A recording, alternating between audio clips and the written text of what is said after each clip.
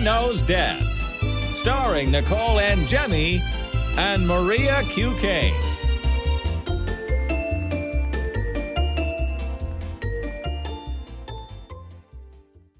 Hi, everyone. Welcome to Mother Knows Death. There's so much going on in the news this week. I feel like there's more stories than we've ever had this week. Oh my God, Extra. yeah.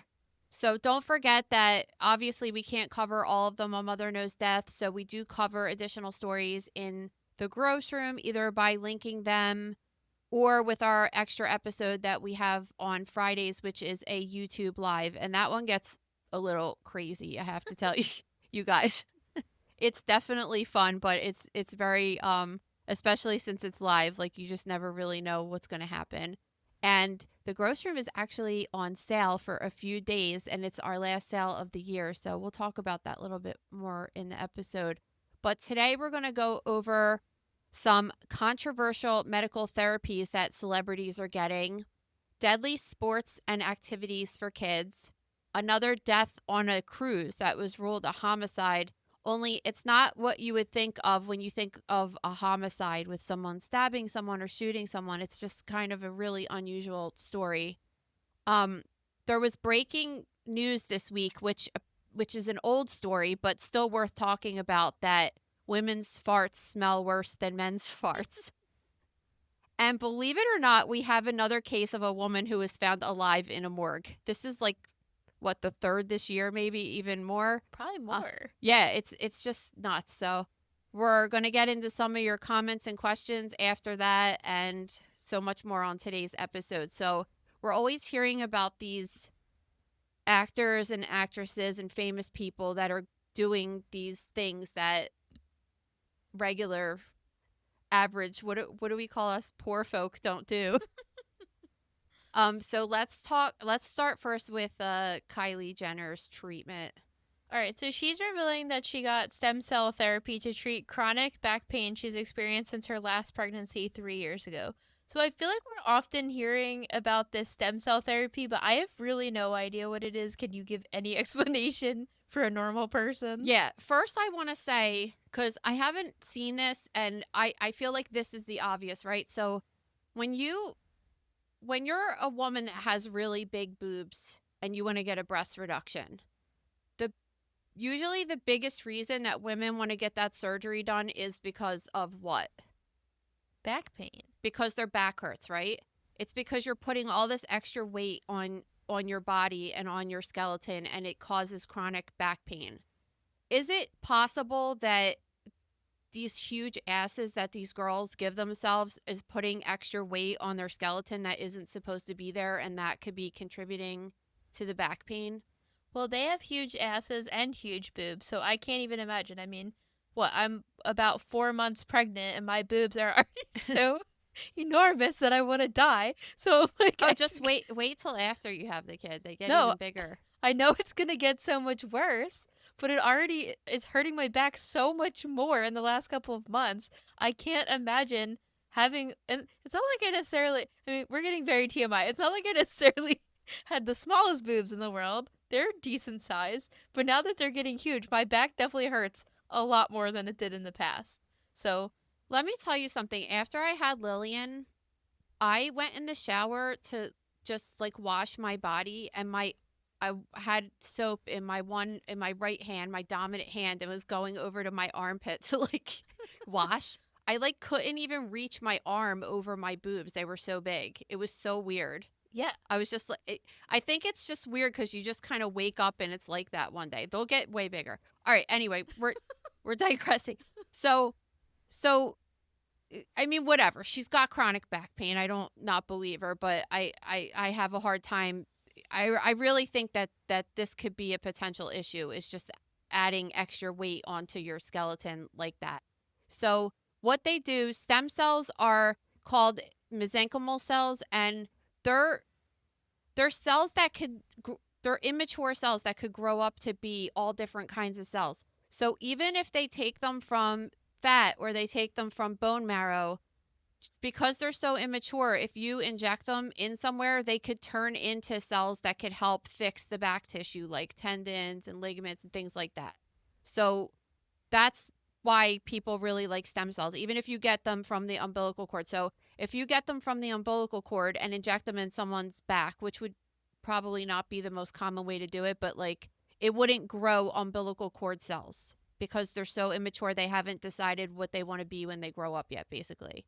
So it does help with inflammation and just repairing and regenerating disc tissue that might be damaged because of pregnancy or big ass or whatever. So um so yeah, I think the thing is that it's not FDA approved yet, even though a lot of different doctors are doing it. I think one of our friends had something similar done with her hip, but which to me means that you have to pay cash for it. And it's thousands and thousands of dollars. And most people just don't have like 10 grand laying around to get something like this done. Listen, I don't think they're paying for it because, in my opinion, this is a brand deal. Because she said she was inspired by Kim getting a similar treatment, and I went back to the post Kim made 4 months ago, and they had nearly identical wording about the disclaimers and everything, and then they tagged the clinic. These girls are smart businesswomen. They're not sharing this information out of the kindness of their hearts. No, I know. I know. I'm just saying, though, to be pushing it to people, like if you go with the percentage of their followers, nobody's got money laying around like that. So you're getting people to go there and they can't use their insurance. So it's like a huge out-of-pocket cash thing. So it's the same with the Prenuvo and everything, you know? Yeah. It's just like they're getting these the people that are partnerships. getting it for free are actually the ones that could afford it. Yeah, basically, but Yeah. they're very influential and people are going to look into it. And listen, if it can really help somebody, go for it, but I'm not going to sit here and be like, "Oh my god, she's such a good person sharing this experience she had with this doctor." Like, I don't think so. You know what else is nuts? Like, so there's a picture of her, and she, of course, she has to show her lower back with this giant bandage on it, and her butt does not look how it used to look. Is it possible? I really think that they're getting butt reductions now. Well, you know, this is an interesting point that you just brought up, because I was listening to another podcast the other day, and they were talking about how weird it is how open they are about every procedure they've gotten done, but won't talk about their butts. And I do think that is weird. It is actually that they're like, yeah, my face is totally jacked. Like I had everything done.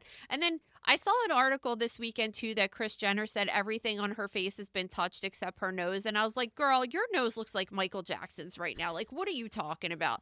Maybe not in this latest round of plastic surgery that she had done, but you mean to tell me that your nose is naturally occurring like that? Come on. Yeah, the same podcast I was looks just referencing. collapsed. The same podcast I was just referencing was also talking about the same exact thing and just saying, is it an optical illusion that her nose looks like it's touched? Or is she just being like, oh, well, I haven't touched it as much as I've touched other parts of my body? To me, it's worked on. You know, I mean, I don't know. It doesn't look natural to me, but whatever. All right. Let's talk about Bryce Harper. He's one of our star players on the Phillies. He also had a controversial procedure that regular people don't get. So, wait, did you just hear that Schwarber got re-signed? Yeah, I was just going to say, I'm so happy. Schwarber just re-signed. Thank God. Thank God, because he's my favorite player, and I'm going to commit. I wouldn't buy a shirt for him until he committed to signing with us. So I'll make your Barbie shirt finally. I want a Barbie shirt that says Schwarby. I will make it for you now. Thank you. On the cricket. All right, but Bryce Harper posted on Instagram that he recently underwent a blood procedure where 1/3 of his blood was drawn from his body, put through this specialized process, and then returned into his bloodstream. So this is called extracorporeal blood oxygenation and ozonation therapy, which is just a fancy way of saying they're kind of doing a similar thing that you would do with dialysis. You take your blood out of your body, it goes into a machine, it's adding oxygen and it's adding ozone gas and it's filtering it out and then it's putting it back into the body. And for obvious reasons, this is like kind of frowned upon and it's definitely not FDA approved yet. I'm just so over these people sharing these weird I'm ass actually processes. surprised with like the stem cell thing I'm into, and I feel like at some point that's really going to be a standard of care. Once they could figure out how to do it safely, do it effectively, cost effectively, all that stuff. This one, on the other hand, it just has a lot more physicians are kind of against it. It's not, like I said, it's not FDA approved, which, like, whatever. At this point, the FDA is like, you could either go back or forth. But there's some level of people that are wary of this particular type of medical treatment. And the biggest reason is because it could lyse the red blood cells when they're coming out. You can give someone an air embolism, which is really freaking scary. And that's when there is air that is traveling with the blood going through your body, and it could go into your brain and give you a stroke like effect. It's really, really scary. Also can go into your lungs. So I'm actually surprised that someone on his level would risk this, because he's like a very high level baseball player that's kind of in his prime right now. Well, maybe Please. not, but he's like, He is the attention whore of the century. I mean, think about his stupid headband that says showman. I know. Like, listen, whatever. He's on our team. You can't. No, listen. I'm grateful to These have are him on talks the to team. have in private. You can't bash him on in public like this. Listen, two things could be true. You could be thankful they're on your team, but you could also hate their guts because they're annoying people. Also, claps for your pronunciation of that process, because I never would have been able to say it. And I think we should maybe do a segment called Mispronunciation of the Week, because everybody loved when you said Jonathan last week. Oh, when you were saying Jonathan Taylor Thomas. I couldn't get it out either. Oh, it's really bad. Well, so wait, so what did I say last week that was really good? When we were talking about the cockroaches and what their exoskeleton is made out of, and I said it's like that chitlin stuff. You said chitlin, and but that's then I was not like, what it is at all. It's not. And the best part is I was like laughing out loud about it, because like, isn't a chitlin like some kind of way to cook like pig intestines or something like that? I have no idea. I don't even know. I don't know where I got the word, but it's just funny, and it has nothing to do with the exoskeleton of a cockroach. Actually, I was on the phone with Pop this morning, and I was just like, you know what, man? We can never get him to get on the show and be his true self, but like, maybe we should secretly record him and put it on here. We could tell him afterwards. Something. Of course, we would get his permission. But did you see? He just talks so good. Like, he's just so good and entertaining. And I'm like, he would be like, "Hi, how are you?" Like, oh, he wouldn't be himself at all. No. When he's in his natural element, forget it. He's just saying everything he says. Do you ever see those memes that's like when your family member says something outrageous at a family party, and then it's like somebody trying to make eye contact with somebody else? That's like all of us at every single function he's at. It's hilarious. Like, Gabe actually has a document, and you have a document of things that he says that are hilarious. Like, you guys pull out your phone all the time and just write it down because it's so funny. Well, did you see? It's funny, we were talking about our Philly accent last week, because when I was just in Canada over the weekend, there was a coffee shop called Melk, like how I say it, MELK, which was so weird and random. They also had a Panzerotti place. So random. That is random. All right. So there's been a couple stories about deadly sports and activities for kids. So I don't really know anybody that does this, but I can't even believe that anyone does this with their children. Well, yeah, I was surprised, because I feel like often when we're talking about deadly or dangerous sports for children, it's something to do with contact sports, meaning mostly tackle football. But they're saying that new evidence is suggesting that motocross is the most dangerous for kids. Yeah, which is what is it exactly? Like, explain what motocross is. I mean, motocross is just basically when you're like riding, I believe, a motorized dirt bike. It's basically a motorcycle people are on of sorts, and they're going on these dangerous dirt roads. And I was surprised to see that kids as young as 4 are competing in these competitions. Yeah, I feel like some point this year we talked about kids doing a similar thing with like race cars or something. No, I feel like we had another motocross story. Was that what it was? I thought it was a car or something. But regardless, um yeah, so now they're saying that it's even more I mean like 7 times more likely to get injuries than football players, which is the second, the second most common way that kids get injured playing sports. And there's been the statistics are really wild for this. Um so I guess they wear a lot of different they wear gear, safety gear, right? So they wear helmets and they wear chest plates and protective clothing, but like that I just think that that's such a false sense of security, especially people who ride motorcycles too. Like people don't really realize I have cases in the gross room where there's like a person's head who's completely chopped off and has a motorcycle helmet on still. And it's like, yeah, maybe he didn't break his skull, but like he doesn't have his head attached to his body. So like who cares at that point? But all of these injuries have been noted that they're still happening on kids that are wearing helmets. Fatal injuries, including fractured spine, neck, internal organ damage, especially to the chest from slamming against the handlebars of the bike.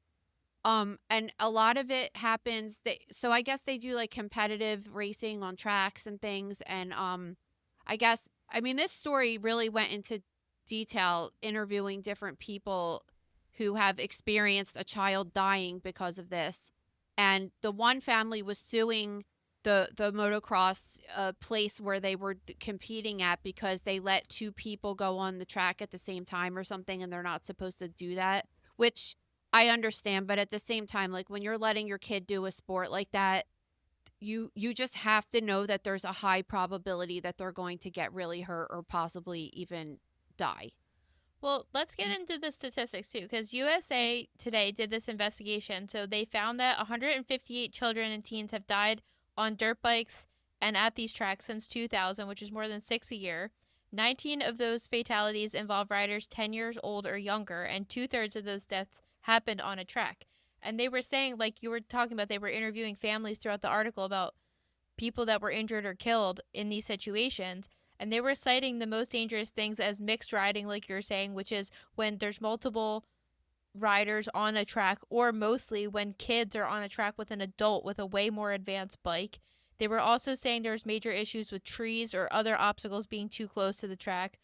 They said sometimes there's these like blind jumps where they can't see below when they're about to go over the jump, and sometimes riders are falling below that jump. So if another rider's coming, they can't see if somebody is down, Oh and my there's no God. alert system at all letting them know somebody's down and to watch out.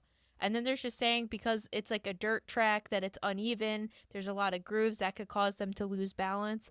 So I think there's a lot of issues, and like you're saying, the equipment is providing this false sense of safety, and it's like you're getting in a horrific car accident, or not car accident, but vehicular accident of the sort. So what does it matter if you're wearing the protection? Like, think about it. Seatbelts save a lot of people. They don't save everybody, depending on the severity of the accident. It's just a totally different situation when you're talking about I mean people just like they need to know what I feel like last week some influencer there's a big thing now apparently with like hot sexy girl influencers like straddling these bikes and riding these motorcycles, and all of these girls want to do it now, and it's like this one influencer just died. And it's just like, dude, when it's you against the road or the pavement or the dirt, it's just not going to end well, especially when you're being flung, you're not restrained. Even getting in car accidents, like seatbelt versus not, going through the windshield and stuff, you just have such a lower chance of surviving if you get ejected from somewhere. I guess my question is that we had a story on the news a couple years ago of this mom that got in trouble for like letting her 10-year-old walk home by himself, right? Or something. It was something ridiculous Oh, like yeah. that. And you're just like if you put your kid in a situation where they're going to get hurt, the parents could be held liable. If you put them in a situation where they could get seriously injured or harmed. Where is the line get drawn with something like this that clearly it's a dangerous thing? And I know 6 deaths a year is not that much. It's just not. But the population of people who do this is very, very small. So it might make it a little bit more significant that 6 people are dying. But on top of that, just because a person's not dying, it doesn't mean that they don't have lifelong injuries. Like, could be something as simple as a broken leg, which just sucks too. But like, it could be kids that have permanent brain damage and brain injury, and they're still physically alive, but their whole entire quality of life is gone. So, I'm curious what you guys think about that, or if you or anyone that you know does this particular sport. But one of the moms in the article said something like, you let your kid go in a swimming pool, and however many kids a year drown in a swimming pool, which is absolutely true. But I would go out and say that if you did a survey, like, it has to be very high in the 80% of children in the world go in a swimming pool at some point. It's just like kids go, even if they don't have one, they go in a public one, or they go in a friend's one, or at some point on vacation. Or some sort of body of water. Yeah. Ocean, whatever, right? So it's just like, yeah, like a lot of kids do die drowning, but it's so many kids compared to how many do motocross. 0.001% of the population. Like, that's all I'm trying to say. And so it does seem like it's very deadly based on the ratio of how many people actually do it. Yeah, and I mean, they're also saying the other major issues they're facing is, I guess, the tracks aren't inspected. So one family is fighting to pass a law that they have to be inspected. And then medical staff that is on site is either not quick enough or not trained enough to know how to handle these injuries, which is also a major problem. So I don't know. I mean, I think this is just like, I can't even imagine putting a 4-year-old on like a motorcycle essentially and letting them go on a road like this. A lot of it is probably cultural, like their dad did it, their mom did it, whatever, and they want their kid to do it. And we actually come from a family, like my dad rode a motorcycle his whole entire life. And so, we always have these arguments with people because people think that it's like, and my dad says that all the time, like he always was a safe driver, and he never had, like, I mean, he had a couple situations, but he never had anything serious because he wasn't driving in between lanes of traffic and things like that. Because trust me, especially living in Philly, you see that all the time, that you just see people that you're like, oh, they're going to be at the medical examiner later because they're driving like a total idiot, but the bottom line is that, especially now, at least in New Jersey and Philly, that everybody is high driving and everybody is texting and driving.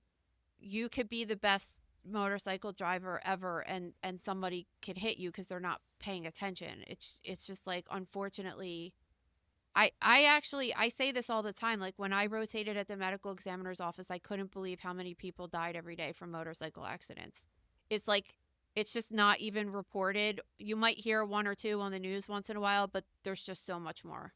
No, I mean, I would argue to say that everybody that listens to the show knows somebody, or knows a friend of a friend, or a couple degrees of separation of somebody that died or was seriously injured in a motorcycle accident. And that was something I feel like my mom even said that, because she used to ride on the motorcycle with Pop, but then when they started having kids, my mom made a decision, like, I'm not going on it with him, because if something happens, then our kids aren't going to have parents. Yeah, for sure. So. All right, so in other child safety news, a 6-year-old has died after getting into a go-kart accident at a trampoline park in Florida. So, yeah, it's kind of a similar thing. I actually went to this exact place before. What's it called? Urban Air or something? During COVID, because in New Jersey, everything was shut down in 2020 in the summer. There was nothing open and we couldn't do anything. So we went to Florida to see my father-in-law, and like everything was open and everyone was in there without masks, and life was totally functioning, so it was awesome. We went there and it was cool. The kids had a good time and stuff. And we've done these go-kart things before. We just did go-karts on our last trip, one of our last trips when we were in the Poconos, I think, and we did them in Tennessee. We do them all the time. So I mean, it sucks, but it's the same exact thing. Like the one that's near your house that you brought the kids to, they put helmets on the kids, right? I feel like there was helmets. Yeah, I could look back at pictures I took that day. Remember when I took them, it was the worst day of their life. So I mean, this is what sucks, because when you talk about the last story and this story and things like that, it's just like you go back and forth, because we talk about such freak things all the time, and there's just no way that you can't ever let your kids do stuff. And there's a lot of times there's emergency room doctors who do these videos on social media that say, like, here are 10 things I would never let my kids do. And one of them is always going to a trampoline park. But I just think in general at that place they have the go-kart and the trampolines, and everything they have there could potentially hurt a kid. well, I'm wondering if so they didn't really release exactly what happened yet, so I'm wondering if they're going to see there was negligence or some type of accident where something wasn't functioning correctly. I mean, it seems pretty bad. She was airlifted to the hospital and obviously died from the injuries. So what, like, I'm thinking, those things do go fast, but there's bumpers and safety measures in place so that they can't crash into each other and everything. So, like, what happened exactly? They can, though. Like, I feel like the last one we went on, especially, some of them go faster. When you go on, it's just like, don't use these as bumper cars. They specifically say that all the time. Yeah, but did no, they hit Gabe, each I'm telling other? you, one time we went to, I was by myself in a go-kart in Gatlinburg and what's it called? Tennessee, right? And I was driving the thing, and Gabe thought he was being so cute, and he slammed into the back of my go-kart so hard that my glasses flew off of my face, like into the track. And I was just and then I couldn't see, right? Because I was driving, and I was just like, you're such a douche, whatever. But regardless, like he's sitting there, him and Lulu are sitting there crying, laughing at me. They thought it was great. But like that was like a pretty significant like force in order for that to fly off my face like that. And like I'm a grown up, and I'm like I basically fit inside the entire thing. But like if some jerk like my husband wants to go up behind somebody and like slam into them that's a stranger, or like a teenager or something, like a 6-year-old so little, they could just hit their chest against the little steering wheel or something. I don't know. Well, is it? They shouldn't really be alone at that age, honestly. No, But and I was thinking, is there a possibility she climbed out of it or something and then got hit by one? Like, listen, I there's don't know. so many possibilities. There's a possibility she had long hair that was hanging out that got caught on something. I mean, there's a million possibilities. So we'll give an update if we hear anything. It's just so sad, especially right before Christmas, for a kid to die. It's terrible. This episode is brought to you by The Gross Room. So, as I said earlier, the Gross Room is on sale for the last time this year. It's only $20 for a whole entire year of gross for you guys. So, we started the Gross Room back in 2019. We just celebrated our 6th year anniversary. So, you have to think that every single post that we've done from 2019 until today, which is almost every day, sometimes multiple times a day, is in the Gross Room for you to read while you're on your holiday break, or just, if you want to be with us all year, because you're just going to love it in there. So every week we do a high profile death dissection or a celebrity death dissection. This week we did holiday freak accidents, and some of them are really crazy and unfortunate. Most of them are, I was just like, wouldn't it be great to just sit around the fire roasting chestnuts and talking about all the freak ways people died during the holiday time? So check all that out and more in the Gross Room. Head over to thegrossroom.com now to get 1 year of gross for only $20. All right, so incidents on cruise are starting to become a weekly story on Mother Knows Death. I never thought about cruises much before we had to go on the cruise last year. Or what was that, this year? Oh my God, it seems forever ago. Anyway, I know I saw the story in the news when it happened, but I didn't know if we covered it. So I did Google cruise in the grocery and there was so many posts about cruises. I'm like, how did we go from never talking about it at all to it now being such a Oh yeah, there's regular so segment on many. here? Anyway, so this time last year, this guy had been on a cruise, was detained after threatening to kill crew members and other passengers, ended up dying while in custody, and now it's coming out that he was served 33 drinks on the day this all went down. Yeah, they're gonna have a serious issue with this. So and you can go back and forth because this was a Royal Caribbean cruise. This was the one that we were on. And this guy, I'm assuming that they knew he was drunk, but he was banging on people's doors and telling people that he was going to kill them. Yeah, and it was so bad that the family is claiming they had to inject him with a sedative to calm him down and use multiple cans of pepper spray to detain him, basically. And like so this guy is a big guy. He's obese and he looks tall. He's just a huge guy. And when you're in a situation like that, I'm sure you have you have security guards. I don't know if anybody's actually carrying or whatever, but when you have a person like this that's threatening to kill people, you need to get that under control. So they gave him this sedative medication called haloperidol, and that is given to people that are having like agitated psychosis. It's to chill them out and to turn off whatever is causing them to act like that, right? The problem is that drug is a central nervous system depressant and should never be given to people who just drank 33 drinks, which is another central nervous system depressant. So them just giving him that medication alone caused him to not be able to breathe properly, on top of getting sprayed in the face with pepper spray, which is terrible. And like he died, right? And the family's now suing, which like you kind of look at it and you're just like, okay, he drank that much. That's his fault that this has gone like this.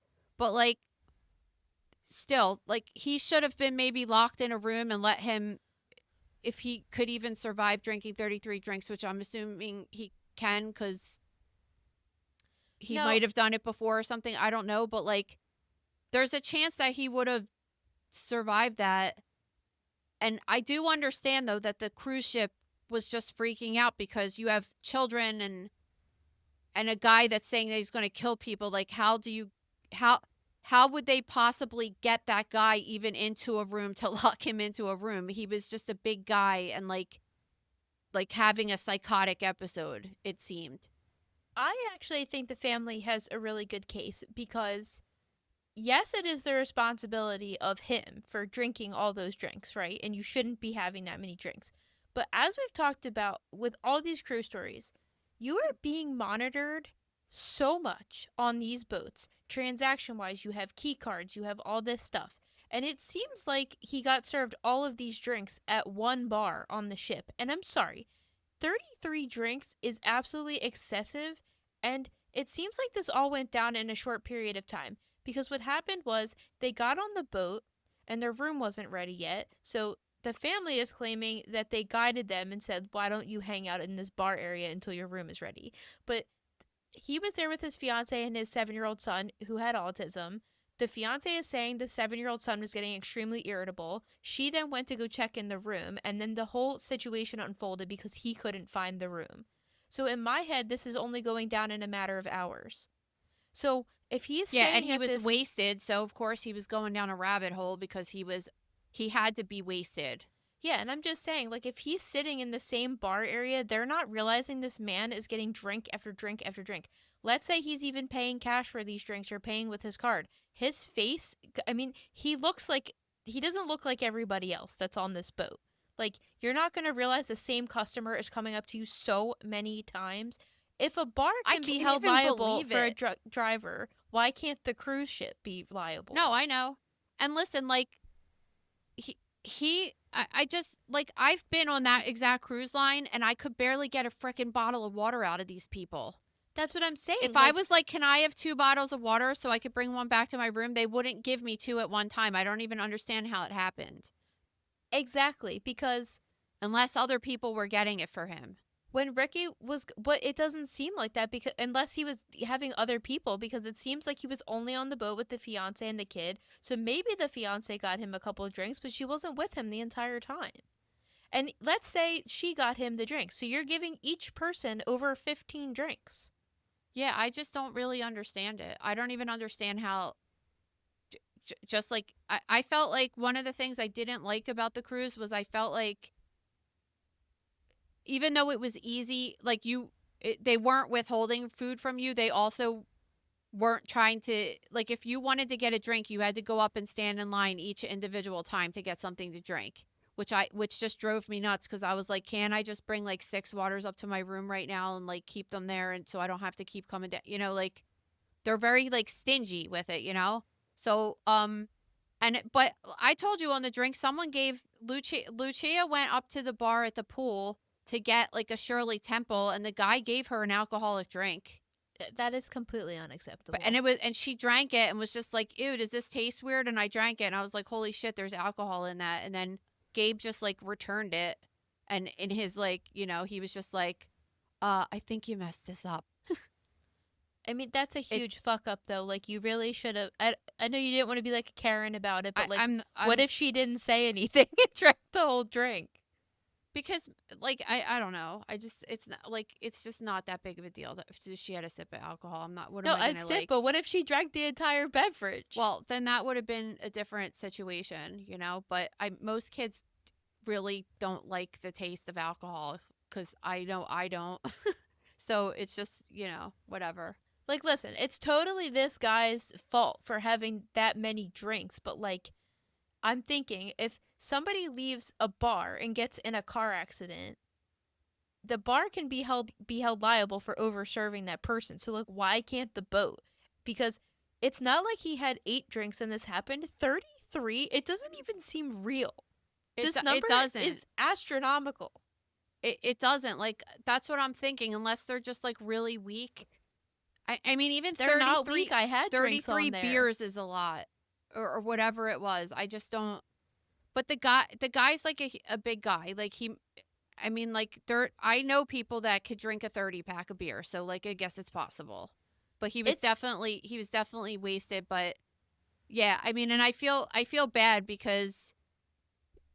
And what, like, so she's on this cruise, like she's stuck there the whole time. Like, what did they do? Like, the guy's dead. She's on this boat. You're in the middle of the ocean. Like, what do you do? I don't even know. Like, it's just like a terrible situation. Yeah, I don't know, but like, I don't blame them for suing because of them injecting him with the sedative, because like, I mean, otherwise, could he have just died from alcohol poisoning? I mean, that seems insane. He looks very unhealthy. And that's the other part of the equation, is that like any little thing could have thrown the guy over the edge, because he looks like he's not healthy. Yeah. But like, that's not his problem. Like, that was not when he was supposed to die. And like, I don't know who injected him with this sedative. I am assuming that it was a physician. Well, but do you know that, or was it a security guard? I can't imagine that a security guard is allowed to inject a person with something, but like, it's just known that you wouldn't give that with a person that was was acutely intoxicated with alcohol like that. It doesn't go together. You know what I mean? So I don't know. Like, I mean, that right there is the problem. Everything else is, No, totally. All right, so new research has come out to suggest that women's farts smell worse than men's. It's not new research. I don't know why this story just so happened to come out, because it was from 1998. Okay. But I mean, like, I guess people are searching for content, and it's good content, so we'll get into it. But I want to tell you guys this, because this is like the coolest part of the study. There was this GI doctor that wanted to see if he could figure out which bacteria is causing this, and which particular gas is causing what that terrible smell is when we think about a fart. So they took 16 healthy adults that had no history of GI issue and strapped onto them something called a flatulence collecting system, which was a rectal tube attached to a bag. And then they had them eat pinto beans and take a laxative, and then researchers collected their farts. And then they let people smell these farts and didn't tell them that they were farts. That's terrible. And had them like grade on like which one was the worst and stuff like that. So anyway, it came down to the fact that women's were worse than men's, like by far. And they figured out that it was a sulfur containing compound. They put it through a chromatographic mass spectrometer, and they were doing all these crazy studies on it and figured out that it was hydrogen sulfide, which gives that rotten egg smell. And yep, and ladies. But one thing in the article that they were saying was like, maybe that's why women are embarrassed to fart, because it smells worse. And I'm like, no, it's just because it's crass and it's loud. It's just like it's not because you're like, oh, it smells worse, which I disagree, honestly. Like, just in real life experience, maybe. I don't know. I don't disagree, because Ricky and I were talking about this, and he was like, clearly a man did this study.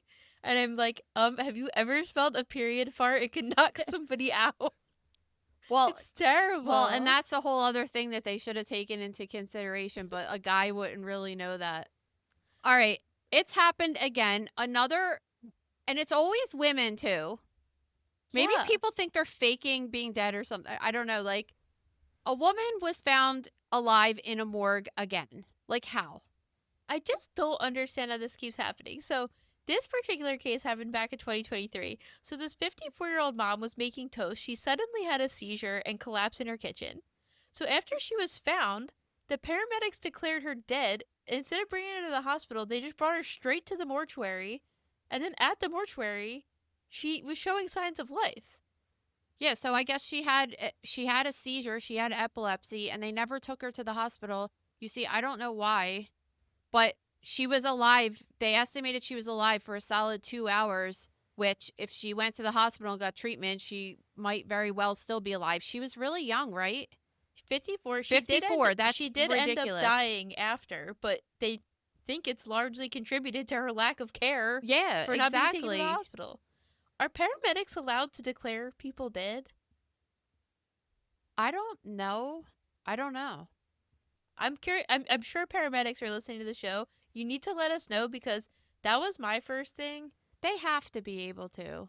Yeah, because they're the first responders on the scene, but I don't know if it's like a system where you have to double check, like they could initiate the like. I'm sure there's a procedure, but otherwise they would have to take every single call they went on to the hospital, and I'm not sure that they do that. So, well, whoever's listening, let us know. Please I could also write just us an text. email. I could just text my friend Steve too and ask him. We'll text Steve and see if he gets back to you before we're done recording this. But yeah, the family is now suing, so I think rightfully so. Do you agree? Yeah, I do. I'm like, it sucks because if you listen to this show, you'll be like, oh, Nicole wants everybody to get sued. And I actually don't. It just so happens that, like, we talk about these stories that legit are lawsuit worthy, you know? Like, I think we're pretty brutally honest about whether someone's being ridiculous suing or not. I just think lately we've had some credible ones. Like, even with the Royal Caribbean situation, I'm like, you have to sit there and say, yes, that man was wrong for consuming that much alcohol, but the boat was also wrong in serving that much alcohol in the way they handled the situation. yeah, it is. And like, that's the thing. You can't prove if somebody, that the whole thing with the lawsuit is like, that wasn't supposed to be that person's time to die, and you caused it to happen earlier, even though, like, this lady very well could have went to the hospital and died, but like, now we don't know, and that fact that you don't know, that like weighs heavy on a jury, you know. Oh, for sure. All right, on to your questions and emails. First, Nicole, have you ever talked about your traumatic birth story on the pod or in the gross room? I probably never talked about it, really. I don't know, a little bit. Do you want me to talk about it right now? I Well, can. clearly they're So- interested. All right, you got an hour. Listen, No, I'll birth try to. stories are very popular right now. All right, so my pregnancy was with Lillian was pretty normal, and then towards I was working full time as a PA, and towards the end, I would say since I was about 32-ish weeks, I started getting really high blood pressure. So every single time I went to the doctor, I had high blood pressure to the point where they would be like, "Well, you just got done work, so why don't you go home and come back in the morning and we'll check it again." So they checked it all the time, and then like I'd go back in the morning and it would be like kind of normal. So it was like stuff like that kept happening for a couple weeks. And then finally, when I was like 36 weeks, it was really, really, really high. And they were just like, okay, we want you to stop working right now. And we want you to do this 24-hour urine so they could see if I was having protein in my urine to see if I was having signs of preeclampsia, right? So I did that and it was negative. So they just said, well, just like sit, like kind of relax, not bed rest 100%, but just kind of like chill until you have this baby. So then I sat on the couch for like what, I delivered at 41 some weeks. So 5 weeks watching the Jodi Arias trial actually just was good timing. Um, and then so I went to the hospital to have Lillian, and I wanted to get an epidural, and it was like that's when the shit show started. The anesthesiologist there like totally freaked out because I had a huge tattoo on my back and just like didn't know what to do, and it tripped her out and she didn't know if she could give it to me. And I was just like, what are you talking about, dude? Like, I have 4 friends I can name off the top of my head that have their back tattooed that had epidurals with no problem. So I didn't even think it was something that I had to address, right? So she stuck me 3 times maybe. It was ridiculous. And missed, or finally got it in at the very end, which did it matter anyway? No, because I literally had Lillian I seriously had her within 15 minutes of getting the epidural in. It was so stupid. So I had like I didn't even feel like, I don't even think it worked. I don't even know what the hell she did. So I have the baby, everything's fine. And then like a couple hours later, I start getting a really, really bad headache. And I told them I had a bad headache, and they gave me Tylenol, they gave me all that stuff, and it wouldn't go away. And it was just getting worse and worse.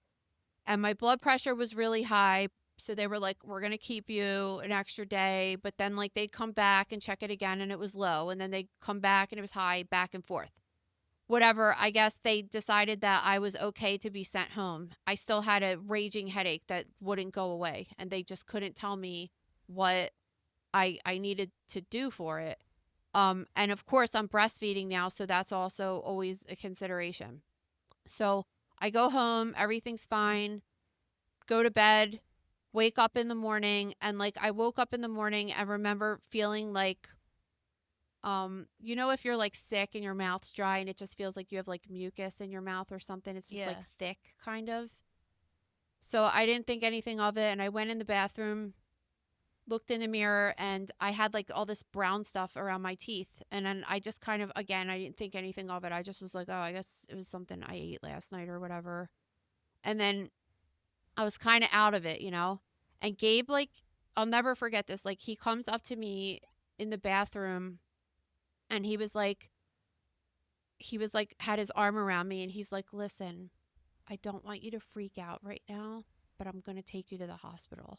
And I was like, what are you talking about? And he's like, we have to go to the hospital right now. And then I was like, is something wrong with the baby? Like, that's what I thought, because the baby was in our room. And he was like, no, I just really think we should go. And I'm like, okay. He's like, just trust me. I just want to bring you. And I was like, okay. I had no idea like what the hell was going on. So he brought me back to the hospital where I had the baby, and they took my blood pressure, and it was like, I don't even remember what the number was, but they rushed me right in the back, and they were just like, we need to take care of this right now. And then from there, I don't really remember exactly what happened, but I was getting like an ultrasound on my liver, and I was getting blood work and all this stuff. And then finally I got diagnosed with HELP, which is like a severe a complication of preeclampsia. So what happened was I was spontaneously, my platelets were so low. And so what happens is the H stands for hemolyze, so it makes your red blood cells rupture, and you have elevated liver enzymes. And what happened was, and you have low platelets. So what happened was my platelets, which are the cells that are in your blood that are responsible for clotting your blood, they just weren't working, and it was so low that I was spontaneously bleeding out of my mouth. And that's why Gabe took me to the hospital, because he said my pillowcase was covered in blood, and all that brown stuff in my teeth was blood. My God. And he's like, it just was so much, and I just was like, what the fuck is happening right now? So they put me on a this is like another shit show. So of course I still have this raging headache. They put me on this magnesium drip, which I feel like made my headache even worse. But I was like so out of it, and I was so sick. And the best part of the whole story was that now that they had discharged me from the hospital, my baby was not a patient of the hospital anymore. You know, my baby that was 2 days old, and I was breastfeeding and everything.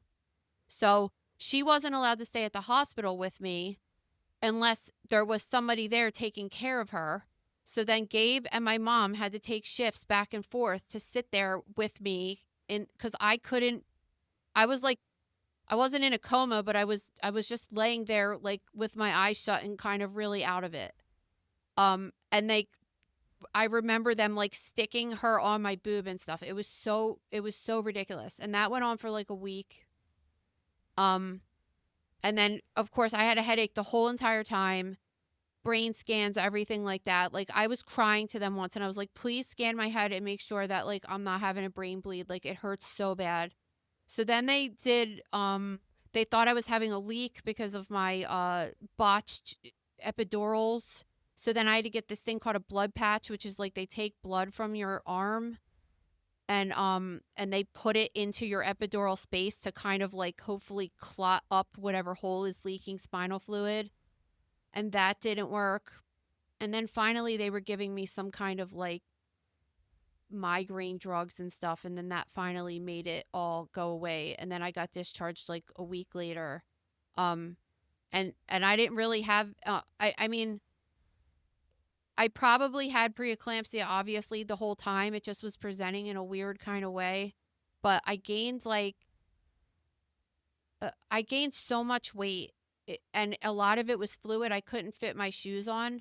I remember for Christmas that year, Gabe got me this new pair of these like nice leather Frye boots, and after I had the baby, I couldn't wear them anymore because they were so stretched. The leather was like so stretched out. But when I got home from the hospital a week later, I weighed 35 pounds less than I did when I went in. Like it was so Wow. crazy, and it wasn't because of the baby weighs whatever, but it was because I had so much fluid. Remember, I had like pitting edema in my legs and stuff. It was crazy. So I didn't have any complications after that at all.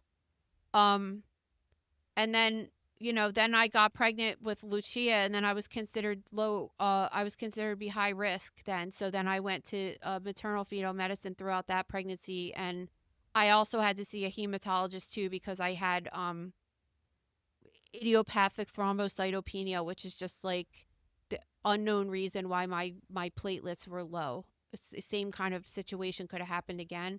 So they just wanted to make sure that I was all ready to they were all ready to take care of me in case there was a situation. But I had Lucia. I didn't have any epidural at all. And I had her, and she came out in 5 minutes, and it was like totally fine. I went home the next day. I mean, do you think all those problems stemmed? Well, I guess you weren't being treated for the preeclampsia, right? And do you think those problems stemmed from the epidural? No. I just think I had preeclampsia. It just didn't present. Like typically, I mean, I don't know 100% because I obviously, like, I'm not a doctor and I don't take care of these patients. But typically, if a person has preeclampsia, first they would present with you'd still have the same thing. You'd have the headaches and the high blood pressure and stuff like that. But really, I think it gets confirmed by the urine test, and my urine was fine. So like, I didn't have protein in my urine, so they probably were like, I mean, I was working as a PA, and I was coming from work, and I was driving in traffic in Jersey. Like they probably just were like, it's a fluke that it's this high. Were you on baby aspirin at all, or no? Because No, they didn't think you had an issue. no. Yeah, I feel like, I mean, they put me on baby aspirin because It of would have what been. happened with It you. might have been worse if I was on baby aspirin because that would thin it even more. Like it just I don't know. Like I'm talking out of my ass because I don't take care of these patients, so I don't know. Like all I know is that from my perspective, that's what happened. And like I said, I was out of it for a lot of it because of I feel like that magnesium shit made me feel like I was going to die. Like there was a part that I was just like, am I dying right now? Like what's happening right now? I mean, listen, that was like the worst time period ever. Let's not forget you made me watch Steel Magnolias a week before you gave birth. So that's all I kept thinking about. It was absolutely terrible. And then mom picking me up from school and being like, don't be upset, but mommy's in the hospital. I'm like, how am I not supposed to be upset? Oh my God. Well, That was hopefully. like I swear it was like a couple weeks before I had Lucia. I was like super pregnant and you're just like super emotional and stuff. And Gabe was like, "Oh, let's watch this. Steve Buscemi did this like documentary on 9/11 and the whole entire thing was about like firefighters dying at 9/11." And I'm just like, "Why would you show this to your 38-week pregnant wife right now? Like Yeah, what is wrong with you?" it has to be the husband effect because I think when I was like 5 or 6 weeks pregnant, no, I was maybe like I was maybe 8 or 9 weeks pregnant. The NHL's been doing this documentary every year where they follow players around during playoff time, and of course they did an episode about Johnny Gaudreau and then his wife. They're showing footage from the funeral where the wife's saying, "I'm 9 months pregnant with our baby." And I was like, or 9 weeks pregnant. And I was like, "Oh my God, I'm almost 9 weeks." It was terrible. I was crying so bad, getting emotional thinking about it. Oh my god. All right, let's move on to some emails. So, this is from Kara. Hi, Nicole and Maria. I just wanted to thank you for your knowledge and stance on parasites and cleanses. I am a 28-year-old who was diagnosed 2 years ago with MS. I've been nonstop bombarded by a couple family members and even some girl I went to high school with who's on an all natural pathway because our quote food and vaccines are poison. She messaged me about parasite cleanses, specifically ivermectin. And my husband tells me stories about his coworker who took ivermectin and it cured his lymphatic cancer stage 3 and his MS. I just can't and don't understand it. I already go through enough in my day-to-day life being a mom to a 3-year-old and I'm also 7 months pregnant. It's not something I think would cure my MS nor even want to try because apparently many people believe I'll be cured if I do. Thanks for reading, guys. Love the show. P.S. There was an episode you did a couple months ago about some kid's brain accidentally left in the car and melted. I think I was in my second trimester of pregnancy, and the way you were talking about, quote, jelly made me throw up everywhere. LOL, my stomach got weak being pregnant, but I think it's hilarious now. That is hilarious. I'm glad I had that effect on you. Thanks.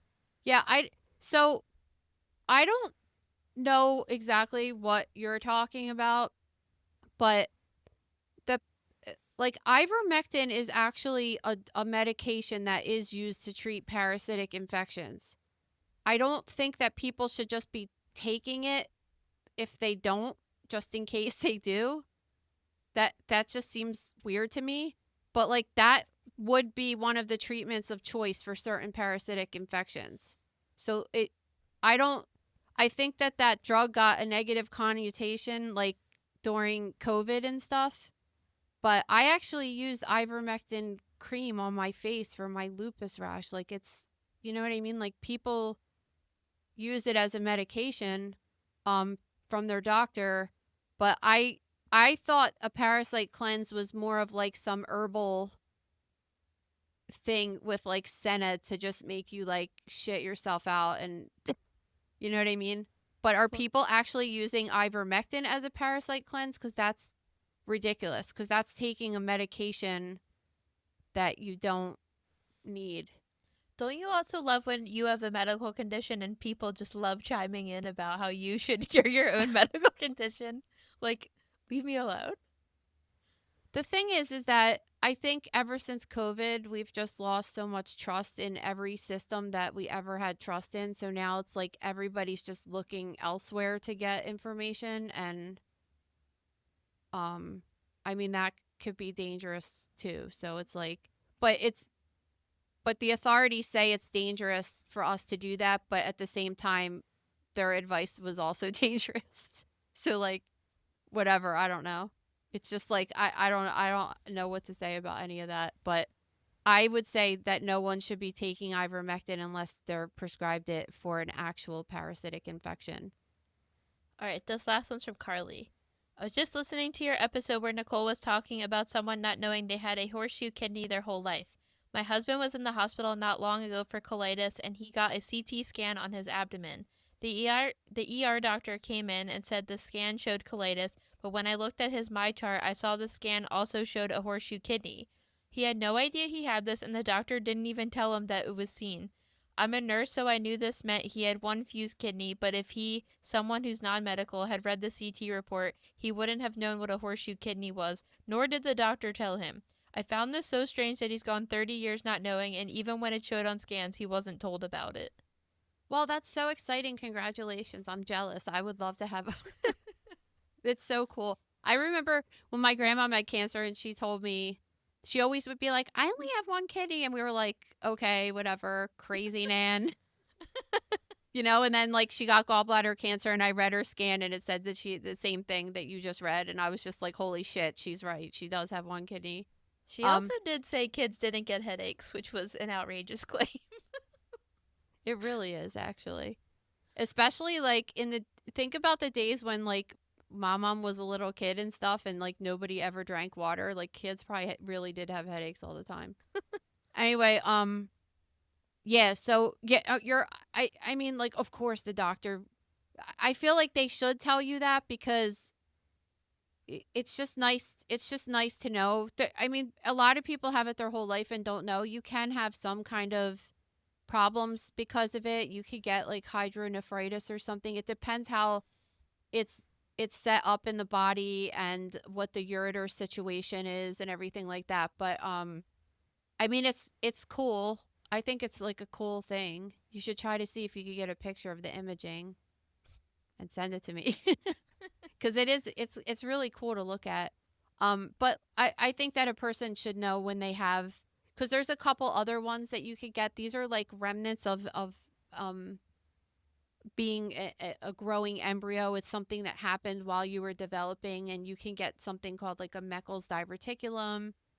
And that's also another one that it could just be there and it could kind of be whatever. But like if you have it and it's seen on imaging, you should just know about it because you might have additional issues that like a person with normal anatomy might not experience. And it's just good to know that. All right, well, if you guys have comments or questions you want to send in to us, please submit them to stories@motherknowsdeath.com. Don't forget to check out our merch shop at thedoramattershop.com. There is a discount in the description of this episode. And please head over to Apple or Spotify, leave us a review, or subscribe to our YouTube channel. Thanks, guys. See you tomorrow. Bye. Thank you for listening to Mother Knows Death. As a reminder, my training is as a pathologist assistant. I have a master's level education and specialize in anatomy and pathology education. I am not a doctor and I have not diagnosed or treated anyone, dead or alive, without the assistance of a licensed medical doctor.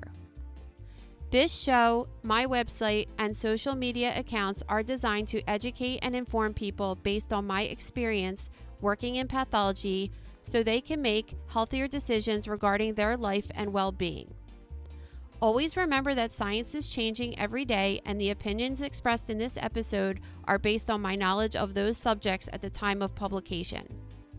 If you are having a medical problem, have a medical question, or are having a medical emergency, please contact your physician or visit an urgent care center, emergency room, or hospital. Please rate, review, and subscribe to Mother Knows Death on Apple, Spotify, YouTube, or anywhere you get podcasts. Thanks.